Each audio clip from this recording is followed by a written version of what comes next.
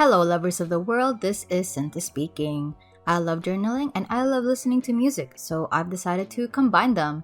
Welcome to Music and Monthlies, the series where I summarize what music I listened to in the previous month and set up my journal for the next one. This is a way for me to keep track of all the music I've discovered and a way for me to exercise my skills in analyzing and expressing my opinions on music better. This video, we're going over what I listened to in September and set up my journal for October. This summary is kind of a lot. I actually did a lot of spreads just so there was enough footage for the voiceover. I kind of went overboard with listening to albums. But there's another reason why there are a lot of spreads in my journal this video. October is my birth month! Woo! So to celebrate, I threw in more spreads than usual. Anyway, let's get started!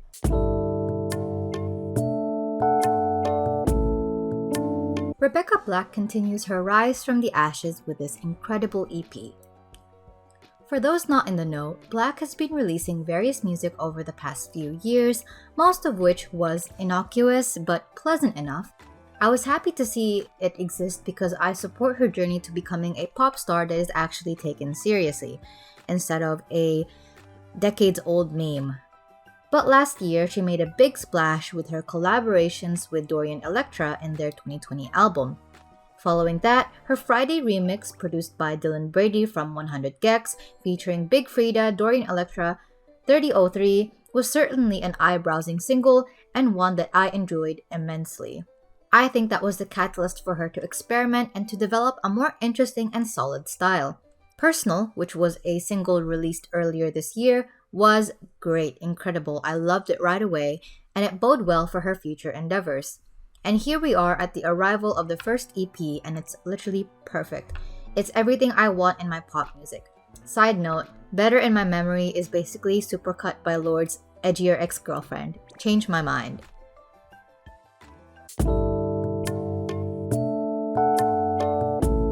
I have a lot of thoughts on this, so I'm going to make a separate video about it.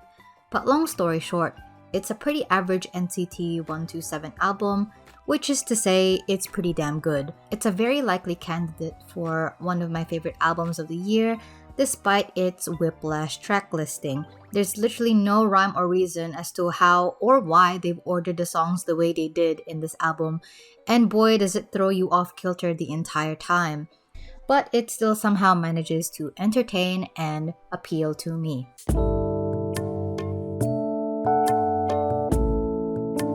Scottish synth-pop band CHVRCHES released Screen Violence sometime late August, and my friend convinced me to listen to the album. The entire album itself is cohesive and well-written. I liked pretty much all the songs here, but my favorite track is probably Asking for a Friend. None of the other songs seem to compare to the first time I heard it, and it eased into the hook, You Still Matter, which in these tough times is really comforting. So I sort of ended up binging on the GOT7 members' debut EPs, and I have opinions. I'll save my thoughts for a further breakdown in the future that hopefully features at least 6 out of these 7 member solo EPs. I was researching a little bit for this little mini review and found out that by the time this video is released, Youngjae will have dropped his own debut EP as well. So I'll probably take a crack at reviewing that too, but for now, let's get into...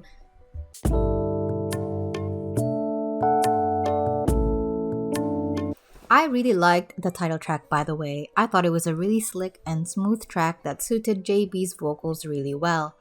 The rest of the EP follows suit, but for all intents and purposes, it's pretty much your run-of-the-mill K-RnB project, one that showcases JayBe's talents but fails to make a lasting impression on me.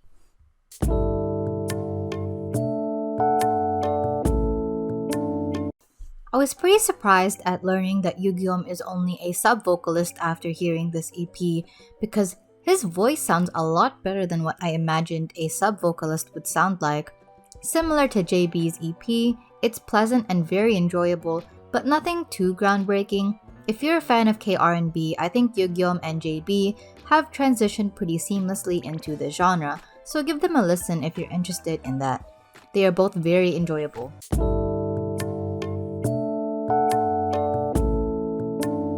And lastly, we have our last GOT7 EP, Ribbon. The title track Ribbon is cute, chic, but playful at the same time, which plays into Bam Bam's persona as a funny, easygoing kind of person. It didn't really make a lasting impression on me though, aside from the first 2 lines of the chorus. See a better version of my side, I'm like a feather, now I feel so light. That's cute and catchy. The lead single Pandora I also dislike, but it probably showcases his talents and training as a rapper the best alongside Ribbon. But overall, I probably like this EP the least out of the 3 GOT7 solo member EPs. I think Bam Bam is a great idol in a lot of ways. He's funny, charismatic, great dancer, great performer, but his voice isn't his strongest suit, especially compared to his other members. It's not really a fair comparison though, because JayBe and Yugeom had vocalist positions in GOT7, whereas Bam Bam was a rapper. Hopefully I'll be able to maybe explain more or elaborate what I mean in a future episode of Musical Musings, or what I mean by these, but it would be cool to see, I guess, what all the GOT7 members have to offer now that they've branched out and are doing their own thing. Looking forward to it, and looking forward to Bam Bam's future work as well.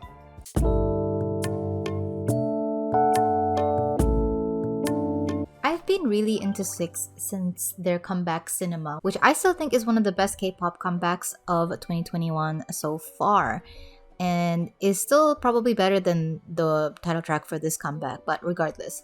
Wave continues STAYC's streak of soft boy concepts with this really wholesome but really thrilling title track. I think STAYC are doing something really smart by fulfilling a niche in the K-pop boy group market that I don't really see other boy groups trying as hard or as seriously to fill. As such, it continues to result in high quality and unique title tracks that hook the fans in. From my understanding, they made quite a big splash at their debut following the disbandment of 101, or was it X1? I don't remember, but have since slowed down once the hype died down as well. I really hope one of their songs go viral at some point and STAYC blow up properly, but yeah, great title track. And the album is quite good as well, high quality and well thought out and intentional.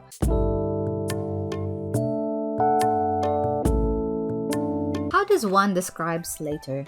Hyperpop goddess meets succubus core? It's hard to box her into a category, but Troubled Paradise can definitely be described as one of the best albums I've heard all year. The album starts off super confident and abrasive, and very unapologetically sexual that puts WAP by Cardi and Megan to shame. Throatzilla is literally an ode to her dick-sucking prowess. Doghouse is Slayyyter living out her best furry femdom fantasy, and how could anyone ever forget the most iconic line of the album from Self-Destruct, "Pussy real fat with a tight bleached asshole. I'll remind my family to put that in my gravestone." And then as the album progresses, the tone shifts into more moments of vulnerability in regards to her relationship. The track Troubled Paradise is probably the turning point for this tone shift, which makes sense as it is halfway through the album and the song shares the same title as the album. Over This is probably my favorite song, while Serial Killer is my least favorite. It's a bit boring compared to the rest of the bangers on the project, but overall, I love this album. It's very enjoyable and very fun.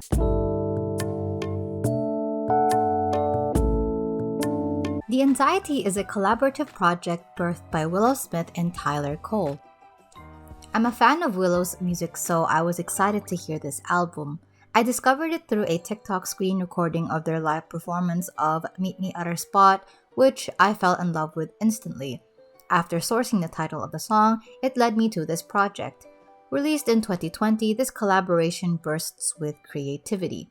Their edgy, confrontational instrumentals pair well with their insightful and socially conscious lyrics.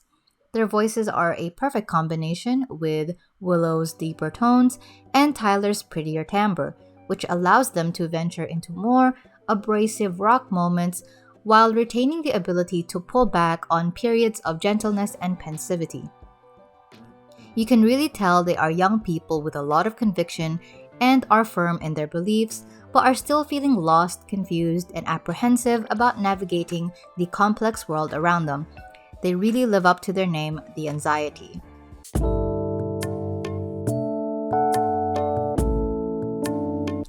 A decently made EP with an amazing title track and a pretty damn good lead single. STAYC continues to amaze me with their catchy bops and insanely good vocals. Stereotype is probably my favorite K-pop comeback of the year. It feels like a combination of the best parts of ASAP and So Bad, while still creating something entirely new and unique.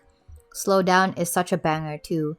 Despite their other fairly average B-sides, I'm so happy with this release.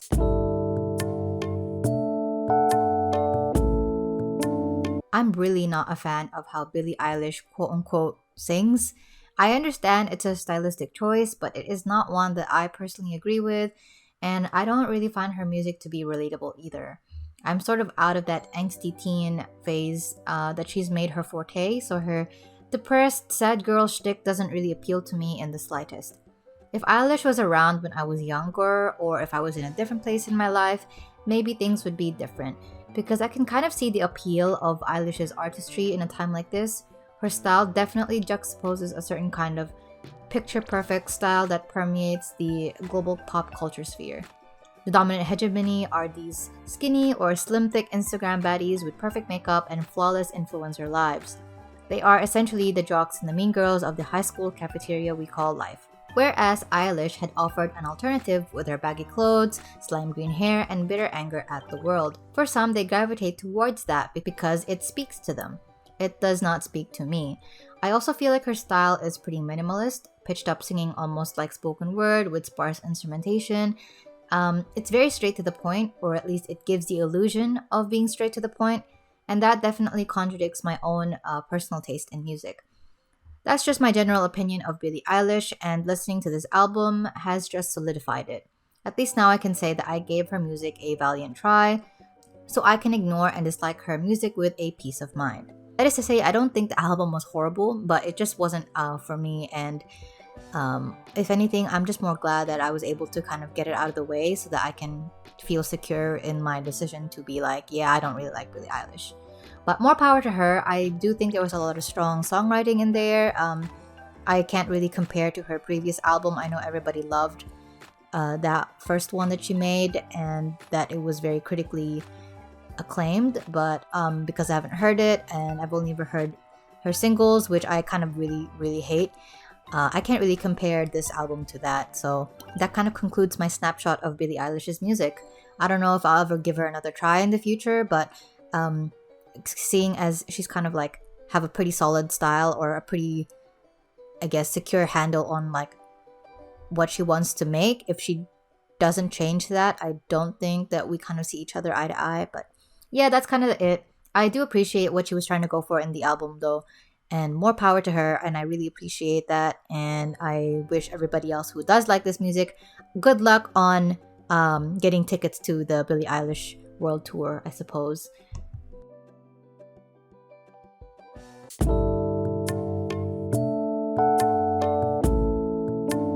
Back at it again with our favorite soft sad girl, Clairo. I'm sure this is a bit of a popular opinion, but god, I'm starting to get sick of seeing Jack Antonoff in every female artist's project writing credits.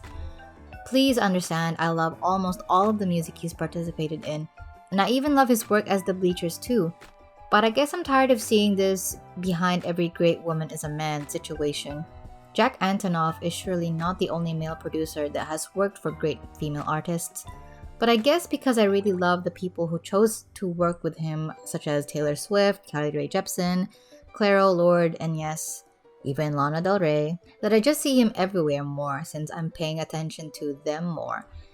He is very talented to be able to produce for several fairly distinct sounds. Like sure, here and there are overlaps like the infamous Stoned at the Nail Salon business, but otherwise, if you put his work side by side, sure, there's a quality that you can maybe pinpoint if you're well versed, but otherwise, Antonoff does have the ability to cater to each individual artist's idea. This project, for example, retains a level of Clairo's original homemade DIY bedroom sound, but I am smacked in the face with the Joni Mitchell and folk influences. The instrumentation is pretty sparse with a lot of silences in between, so you can soak in the sound and marinate in it. Achingly quiet and tender. If I was more depressed, I probably would have eaten this up, but lately I've been in a better mental state, even under lockdown, thank goodness. So I haven't been able to relate to this kind of music for a while, but it is really good.